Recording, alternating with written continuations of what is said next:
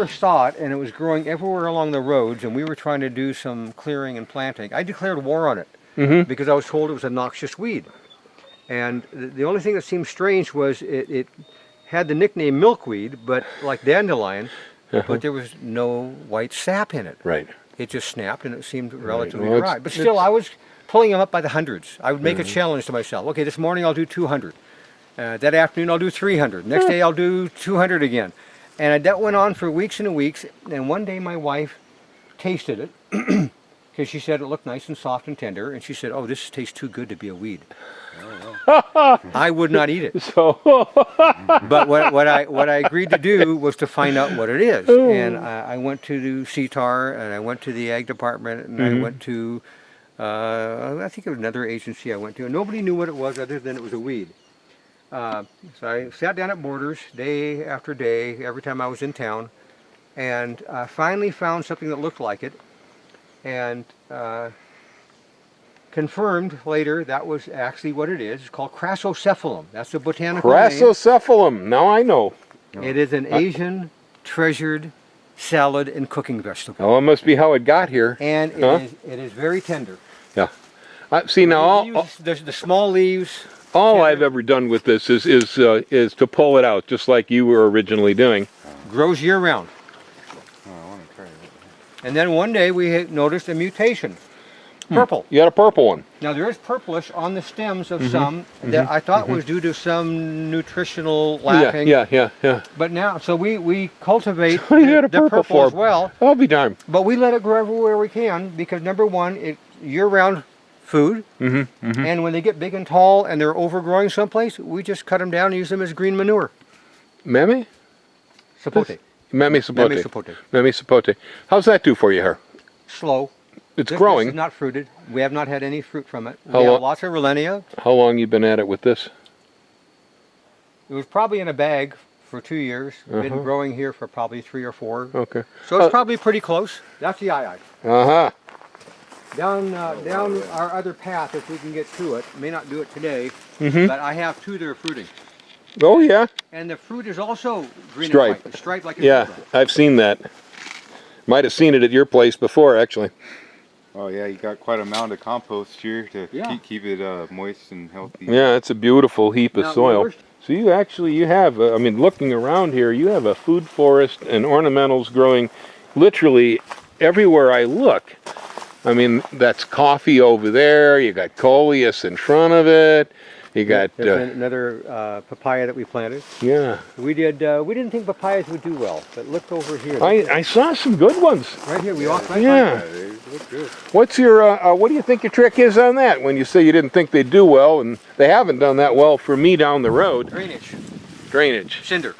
Very little dirt and a lot of cinder. Okay. So they really got to have the water going down faster on the bottom, huh? Yep. Well, that makes sense because when they grow them in Kapoho, that's nothing. And you know, we get mediocre success. This is the best we've ever had. Usually we'll have, you know, a tree here and a tree there with some. But if we get 2 weeks of rain, we get no fruit because they're molding on the trees. Our goal is walking gardens where we can have tours and show people around and enjoy our environment because really our lifestyle is gardening in the forest. Yeah. That's what. Now that I'm retired, I only work 7 days a week. Oh, it's great. I don't want to manage people anymore. Yeah. I did enough of that, and it's a combination of I want a quiet lifestyle. Yeah. So this is the moringa that everybody talks about, the horseradish tree, huh? Yeah, I would love to have this be well because it's got such high protein in the leaves and it's really green all year round. But we can't get enough to make it really a viable food crop. Maybe something will pop where we see how to have it work better. But we have so much growing that we're never short for food. No. At least not for produce. These are little Rollinia starts. Oh yeah.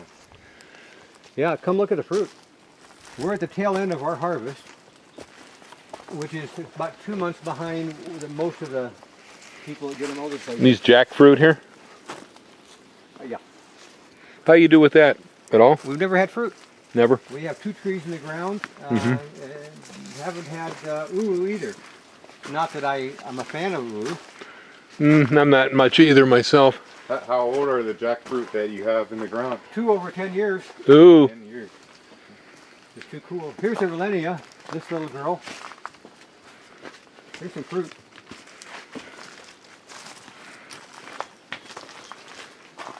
They'll turn a bright yellow, Yeah, Verlinia. and to me, that's a favorite fruit. I never heard of it till I moved here, and it's the #1 fruit now. Lemon meringue custard. This banana over here doesn't look too unusual. What is that one? That's the favorite apple banana. That's what I thought. All right, I was going to guess. And it's about probably a month, 6 weeks off from But I was being afraid to filled out. guess on Marvin's farm because you have so many kinds. So the apples, how tall do they get about? This is dwarf. So, yeah, like 15 feet. Yeah. Well, and the language on bananas is not only sloppy, that a dwarf is 7 to 10 feet. The common notion of the height of a plant, of being up to the tippy top, Uh-huh. is not the botanical nursery definition. For bananas, it's to the pseudostem top, Ah, which is where the leaves start to branch come out, yeah. And of course, if you look at these plants, those leaves are going up another 6 feet past the pseudostem. Sure, sure. So Yeah. it's very, very sloppy language. Grapefruit's right behind you, Bill. Yeah, yeah, I see that. And Tangelo's on the other side. Yep. So we got, This is just okay, but not super great. I Not think it's super because great. we haven't given it as Is it- much attention. is this a pink one then, huh? Yes. Oh. That was a gift of a friend of ours who never planted his up in Volcano. And how do your tangelos taste here? Delicious. When I tell people at the market that I have clumps of heliconium bananas as big as the booth, 10 feet across, this is from one stem, Oh my goodness. one rhizome. And one rhizome, and about how long did that take then? 12 years, but it would do that in 5 years. But you're harvesting off this too, though, no? Not this one. These Oh, two, okay. we let go just to see how big they'd get. I see. Okay. And look back here, you'll see more. Holy smoke! You got so much cover in here. The ground's dry. This is where we come to work when it's hot outside. Oh wow! It's an easy 5 to 10 degrees cooler under the cover of the forest. I guess it is. It's covered in here really well. Man, oh man, what a thing! Well, you got more heliconia than I ever seen anywhere. Where would you acquire all the heliconias here on the island, or did you bring stuff? We actually brought some in from Puerto Rico. I think we brought. No, I don't know if we got the Columbia order or not. I don't know if that happened. But we have more varieties of heliconia than we do of bananas. There are over 80 varieties of heliconias. You know, our delusions of grandiosity were not realized when we first moved onto the property. With hindsight, I'm pretty certain that an acre is more than enough for a couple to work by hand. To show you how entrenched the insanity is, we keep clearing and planting.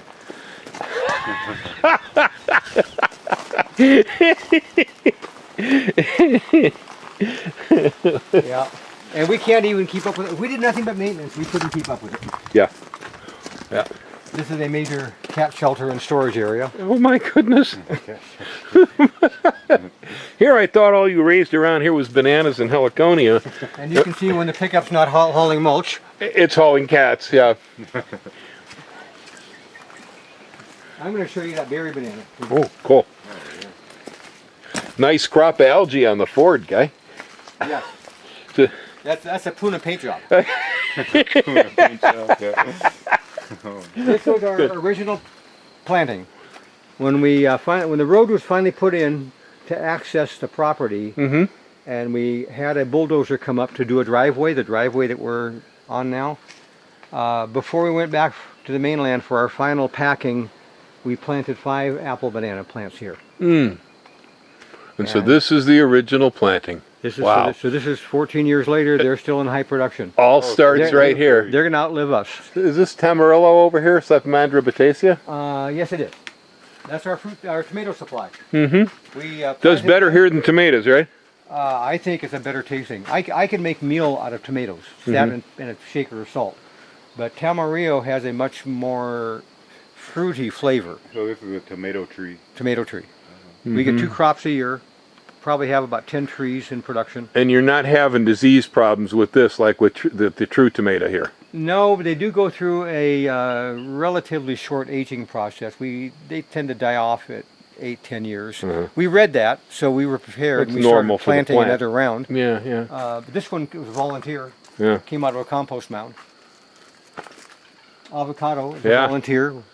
You know, wow, that's a nice we were size. we were told you got to buy a grafted avocado from a nursery. Buckets you got here. It's a duckweed. Oh, duckweed. Yeah, Salvinia. Since it generates nitrogen, we put them in open buckets to give us fertilizing water. So Mm, we're fertilizing with nitrogen-infused water. Mm-hmm. Oh, permaculture. Yeah, that's a great idea. Nice. Just take a handful, put them in another bucket, fills up the top of it again. And so it's again another nature process. This Naranja over here, you do okay with this one here? Yeah. It does, all right? You do great. You Fabulous. got any trick? Because mine just doesn't seem to do too much. Wet.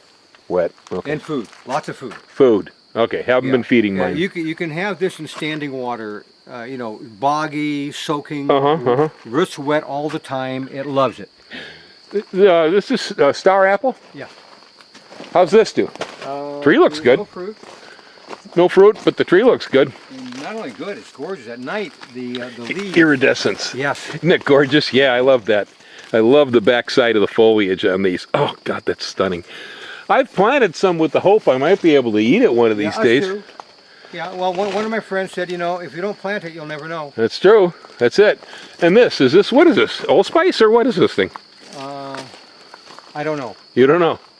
My wife could tell you. My brain tells me it's allspice. What a thing.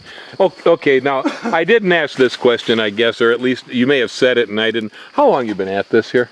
We moved onto the property in 2001. Wow. Wow. And it took us probably a year just to figure out a clue. Now we have a few clues.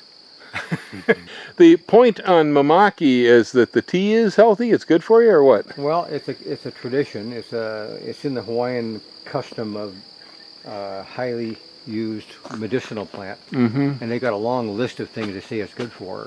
From what I've picked up from more objective information, is that it does have an effect on lowering cholesterol and lowers blood pressure. Well, that one wouldn't hurt me. Yeah, we eat the leaves as a salad, and V makes the tea out of the green leaves. So which banana is this one This now? is the berry banana. That's the berry. This is fabulous. That rack up there is about ready. That could be turning any time. This one just came out. But that rack up there, that's got to be 60 pounds. I know I yanked down some Chinese banana over at my place the other day. It was a little too far from the house. I decided to take the car over and carry it back to the house because, man, these things get heavy, don't they? Yeah, I used to climb up on a 20-foot ladder and carry that down. But I almost slipped twice. It and just over the isn't years worth I it, huh? decided, no, that's not worth my risk. No. You introduced me to this banana, and it's really fabulous in that it's the only banana I've ever tasted that really does taste like a raspberry.